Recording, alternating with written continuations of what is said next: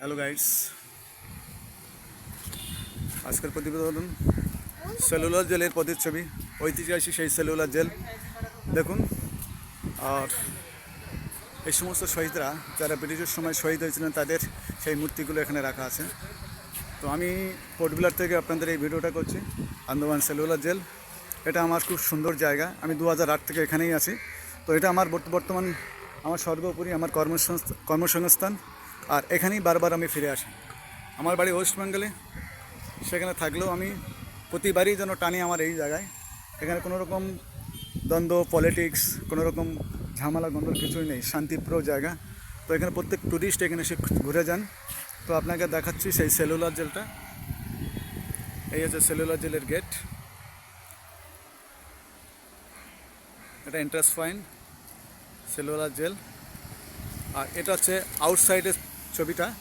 Next video আপনাদের সামনে যেটা দেখানো হবে সেটা হচ্ছে সেলুলার জেলের ইনসাইডে, যেখানে শহীদ হওয়া ব্যক্তিরা তার আগে যখন জীবিত ছিলেন, যে সমস্ত কারাগারে তারা বন্দী অবস্থায় ছিলেন, নেতাজি সুভাষচন্দ্র বোস, ক্ষুদিরাম বরচাস, বিনয় বাদল দীনেশ, তাদেরকে সেই সমস্ত কুটিরগুলো আপনাদের পরের ভিডিওতে আপনাদেরকে দেখানো হবে। তো এখান থেকে ডাইরেক্টলি আপনাকে দেখানো হচ্ছে এই যে একটা গেট আছে, এই গেট থেকে সামান্য একটু ভিতরে গিয়ে দেখবেন, যদি আপনারা আসেন, একটা ফাঁসির ঘর আছে, যেখানে ক্ষুদিরাম বরচাসকে ফাঁসি দেওয়া হয়েছিল। বাকি অন্যান্যদের যে ফাঁসির স্থানটা, সেই দড়ি, ফাঁসির দড়ি, কীভাবে সেই ডেড বডিটা কোথায় ভেসে যেত, কী প্রতিচ্ছবি, সেটা পরের ভিডিওতে আপনাদেরকে দেখানো হবে। তবে এখন যেটা দেখানো হচ্ছে সেলুলার জেলের এন্ট্রান্স পয়েন্ট। তো এই যে সেলুলার জেলের আউটসাইডটা, এই দুটোর যে মেন প্লেয়ার, এর মেন টোটালি 7টা পার্ট ছিল। তার থেকে বর্তমান 3টে পার্ট নিয়ে সেলুলার জেলটা এখন ট্যুরিস্ট পয়েন্ট হিসেবে ইউজ করা হয়। সমস্ত ট্যুরিস্টরা আসেন এটা তাদেরকে দেখানোর জন্য এই স্মৃতিটাকে রাখানো হয়েছে। তবে আর যে 4টে পার্ট সেটা ভেঙে জিপি পয়েন্ট হসপিটাল হয়েছে, সরকারি হসপিটাল, আর বাকিটা সমুদ্রে ভেসে গেছে। তো তথাপি আপনাদেরকে দেখাচ্ছে সেই সমস্ত শহীদ ব্যক্তিদের সেই সমস্ত মূর্তিটা। দেখুন, অতি সুন্দর জায়গা। আপনারা ভিজিট করুন আন্দামান, আপনারা আসুন। এছাড়াও সুন্দর সমুদ্র সৈকত, রোজ আইল্যান্ডস, সেলুলার জেল থেকে শুরু করে নিয়ে সমস্ত আর্টিফিশিয়াল নয়, রিয়েল আপনারা দেখতে পাবেন। মাউন্ট হ্যারিট অ্যান্ড কার্মিস্কোপ অ্যান্ড মাঠ ভালকুনি দেখতে গেলে আপনাকে 12 টাকা যেতে লাগবে। দেখুন সেই সমস্ত শহীদরা মনে হয় যেন জীবিত দাঁড়িয়ে আছে তারা।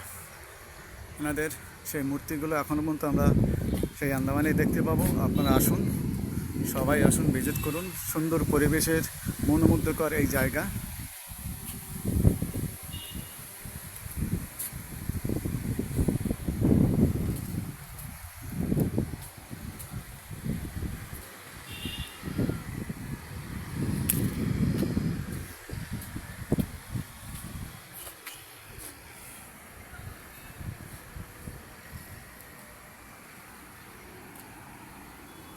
এর পরের ভিডিও আপনাকে নেক্সটবারে নিয়ে যাবো, যেটা হচ্ছে ফ্ল্যাগ পয়েন্ট অ্যান্ড সেলুলার জেলের যে ব্যাক সাইডে, সেটা হচ্ছে আপনার রোজ আইল্যান্ড জেটি থেকে শুরু করে সমুদ্র সৈকত, সুন্দর মনোরম পরিবেশ।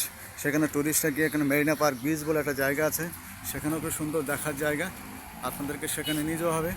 তবে এই ভিডিওগুলো খুব কষ্ট করে করতে আমি ডিউটি আওয়ারে থেকেও আমি এই ভিডিওগুলো পাঠাই আমাদের সেই সমস্ত বন্ধুরা যারা ইন্টারেস্টেড, যারা দেখতে ইচ্ছুক হয়। যেমন আসার সময় প্লেনে একজনের সঙ্গে দেখা হলো, আমাদের ওয়েস্ট বেঙ্গলে, তার বাড়ি সুন্দরবন এলাকা, সন্দেশখালী এরিয়ায়। তো তিনি বলেছিলেন যে দাদা, আপনি তো আন্দামানে থাকেন, তো কিছু ছবি একটু আমাকে পাঠাবেন আন্দামানে, সেলুলার জেল থেকে শুরু করে সমুদ্র সৈকত, রোজ আইল্যান্ড অ্যান্ড কালমিস্কোপের বিচের সে সমস্ত। তো ততবে আমি এখন ডিউটি আওয়ারে আছি, মানে শর্ট ভিডিও করে আপনাকে এইগুলো দেখাতে পারবো। আর ততবে যারা ইন্টারেস্টেড আছেন আপনারা কমেন্টে লিখবেন, এই সমস্ত ভিডিও যদি আপনারা দেখতে চান অবশ্যই পাঠাবো। তো আজকের আপনাদেরকে ততবি বেশি আমি দেখাতে পারছি না, আমার টাইম হয়ে গেছে। তো পরে নেক্সট ভিডিও আপনাকে সময় নিয়ে এই সেলুলার জেলের ভিতরে যে সমস্ত কাহিনী সেগুলো আপনাদেরকে দেখানো হবে।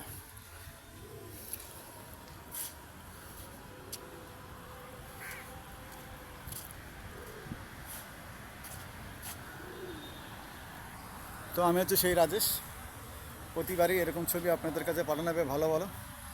তো আজকের এই রাখছি, নেক্সট ভিডিও আপনাদেরকে সুন্দর পরিষ্কারভাবে এরকম ভালোভাবে আমি আপনাদেরকে বুঝিয়ে কেমন কোন জায়গায় কীভাবে শহীদ হয়েছিল, কোথায় ফাঁসির মঞ্চ, কোথায় সেলুলার জেলের ভিতরে নেতাজি সুভাষচন্দ্র বোসকে রাখা হয়েছিল, তার ড্রেস এখনও পর্যন্ত সেই সমস্ত মিউজিয়ামে রাখা আছে, সেগুলো সব আপনাদেরকে পরে ভিডিও দেখাবো। তো বাই, নেক্সট ভিডিওর জন্য আপনাদের জন্য অপেক্ষা করবে। একটু কমেন্টে লিখবেন কেমন লেগেছে ভিডিওটা দেখে।